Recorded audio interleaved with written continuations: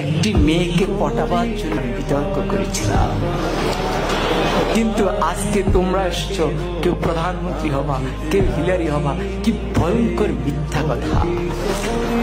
কারণ আমি একটি মেয়েকে শুধু পটাতে চেয়েছিলাম।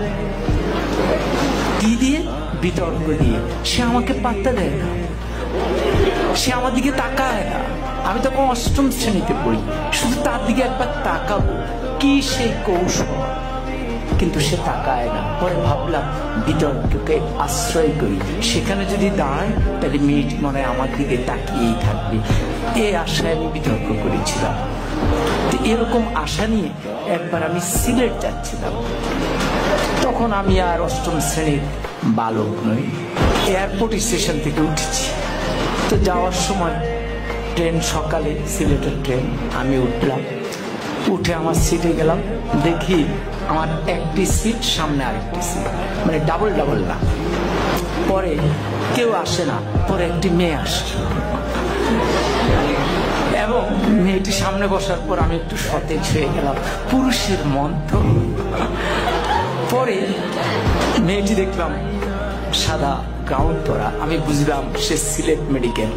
তাহলে ভাবলাম যাক, মান সম্পন্নই হয়েছে।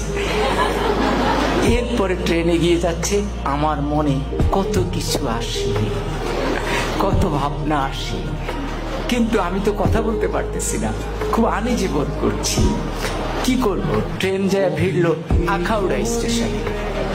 আখাউড়া তো নাম শুনেছ না? তো পরে আমি আখাউড়া স্টেশনে গেলাম। যাওয়ার পর হঠাৎ আমি তো মেয়েটার দিকে তাকানোর চেষ্টাই করি, কিন্তু মেয়েটা করে কিনা আমি ঠিক বুঝি না। তো হঠাৎ করে একজন আসলেন, এসে বললেন, ভাই লাগবে? আমি বললাম না, আমার তো খেয়াল ওই মেয়েটির দিকে। এরপরে উনি একটু দূরে গিয়ে দাঁড়ালেন।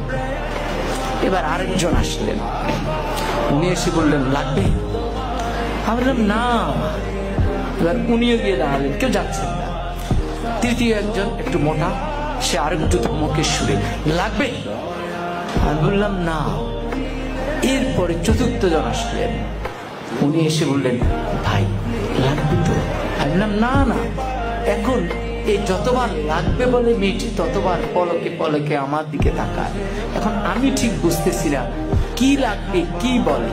পরে আমি একটু উত্তেজিত হয়ে চারজনকে ডাকলাম, কি সমস্যা, কি লাগবে? আপনারা চারজনই আমাকে ঘিরে দাঁড়িয়েছেন আমার জানালার সামনে। তখন বলল, বলবো তো বলে। বললো, ভাই আমরা হিরোইন বিক্রি করি, আপনাকে দেখে মনে হয় দারুণ ভাবে আপনি হিরোইন। ফলে যে মেয়েটির কাছে আমি এয়ারপোর্টের সামনে নায়ক হয়ে উঠলাম, আখাউড়ায় হয়ে গেলাম হিরোইনসি, বাকি সময় আমি আর তার দিকে ভুলও তাকাইনি।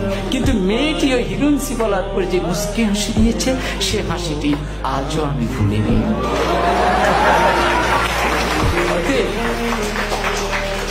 অতএব বিতর্ক ঠিক এই জায়গায়, ওই সূক্ষ্ম হাসিটি সুন্দরভাবে মনে রাখবার জন্য আজকে আমরা তোমাদেরকে ডেকেছি। জোর করে মেয়েটিকে উঠিয়ে নেওয়ার জন্য নয়, তার ওই সুন্দর হাসি নিয়ে আমি আমার জীবন পার করে দিচ্ছি। বিতর্ক আমাকে এই জায়গায় শিক্ষাটা দিয়েছে।